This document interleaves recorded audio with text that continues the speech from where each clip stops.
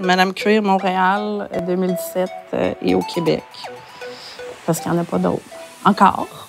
On souhaite qu'il y en ait d'autres. Take my hand, love, lock your eyes in mine, elevate my soul, take me high. La communauté queer femme, elle est un peu invisible. C'est des gens qui sont qui préfèrent jouer dans leur chambre à coucher, qui préfèrent jouer dans des parties spécifiques. Tu vas en voir plus à Toronto, tu vas en voir plus à Ottawa, tu vas en voir plus à travers le monde, mais à Montréal, c'est encore beaucoup, je dirais pas tabou, mais gêné. Puis le comité Fusion a décidé de faire « OK, on va amener le titre de Pop Montréal, puis on va amener le titre Madame Queer Montréal ». Le concours consiste à faire un discours, à faire une tenue minimale, à faire une entrevue, puis une scène fétiche. J'avais comme pas le choix de participer à ce concours-là, étant la femme de queer que je suis. J'ai réussi le concours avec 92,25 %. Puis ben, c'est ça. Je suis rendue la première, fait que je forge le chemin pour les femmes de queer au Québec. 2017, le total des candidats pour le concours, on était 5. Donc, c'est vraiment magnifique. La relève, elle est là, elle est prête à sortir de son placard, si on veut, et de démontrer qui elle est. J'ai participé au mois d'avril au concours international de Madame Queer. Fait que j'ai amené la communauté montréalaise à l'échelle internationale, dire « Eh oui, à Montréal, on en a des femmes queer. » Je suis là. Et j'étais la seule Canadienne au concours. Donc, déjà là, j'ai fait un pas de plus parce qu'il y a beaucoup de gens qui connaissaient Montréal, mais qui ne connaissaient pas la communauté queer femme. Bien, en fait, au concours, j'ai gagné la distinction de Heart and Soul, qui était une distinction qui a été votée par mes collègues de classe comme étant le plus beau cœur de cuir. Ça a créé un buzz, puis les filles sont venues me voir. Mais ça fait quoi, ça, dans la vie de Madame Queer? Bien, ça fait quoi? C'est un représentant communautaire. C'est quelqu'un qui a une voix, qui a une plateforme, qui a un message à donner à la communauté. Fait que de m'asseoir avec quelqu'un, que ce soit un gars, que ce soit une fille, que ce soit une personne trans, que ce soit n'importe qui, juste de m'asseoir avec un autre humain, de parler de ma passion qui est le queer, de pourquoi je le fais, ça démystifie, puis ça rend les gens intéressés. Il y a une espèce de renaissance dans la sexualité, dans le BDSM. Mais 50 Shades of Grey a cassé beaucoup de tabous dans la communauté.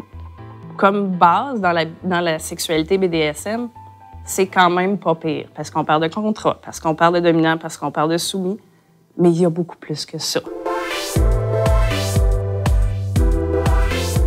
Fait que, tu sais, oui, aujourd'hui, il y a une évolution parce que l'image évolue.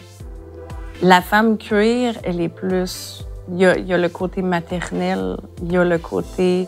On crée de nos propres mains, on crée notre image, on est... D'être Madame Queer, montréalaise ou internationale, c'est pas basé sur le nombre de morceaux de cuir que je possède. Ils te demandent pourquoi tu veux être Madame Queer, soit locale ou soit internationale. Fait qu'il faut que tu y réfléchisses, faut que tu y penses. Qu'est-ce que je veux faire si je gagne? Quel message je veux livrer? Bien, tu vois, moi, à l'international, mon discours était sur le body shaming. Un de mes amis a reçu une lettre de body shaming dans sa boîte aux lettres.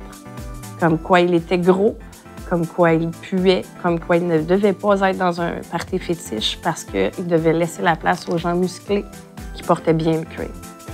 Et j'ai décidé de partir la campagne #unique. En 24 heures, on a eu 40 personnes qui se sont pointées au bar Le Cocktail pour faire un photoshoot avec une pancarte. On était en sous-vêtements et on tenait une pancarte qui disait « Non au body shaming » pour montrer la diversité corporelle de notre communauté, que tout le monde est beau, que c'est pas l'enveloppe corporelle qui fait la personne, c'est ce qu'il y a dans le cœur puis ce qu'il y a dans la tête, on s'entend. Pour moi, c'est une cause qui me tient à cœur. Puis c'est une autre chose aussi, ma plateforme pour mon concours international, c'était « A Place at My Table ». Quand moi, je m'assois puis je prends une bière dans un bar ou sur une terrasse ou que je mange avec quelqu'un, conte-moi ta vie, conte-moi que tu as une place à ma table, peu importe qui t'es, peu importe ton orientation sexuelle, ta couleur de peau, je m'en fous. Tu es un être humain, tu es une entité entière. tu as droit à ton opinion, j'ai droit à mon opinion, mais viens, on va s'échanger, puis je vais peut-être apprendre de toi, puis tu vas peut-être apprendre de moi en même temps.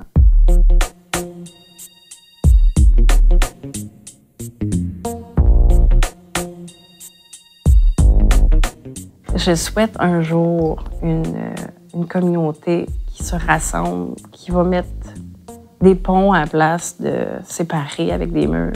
On peut arrêter de se niaiser puis comme être tout le monde ensemble. Ça serait le souhait le plus beau que j'ai à demander à l'univers. J'ai trippé sur le cuir parce que j'aime la senteur. C'est dans ma sexualité, j'ai beaucoup de choses à la maison de cuir, mon Dieu. C'est incroyable.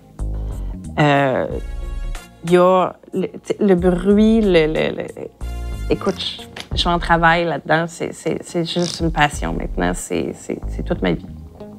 C'est tout simplement ça.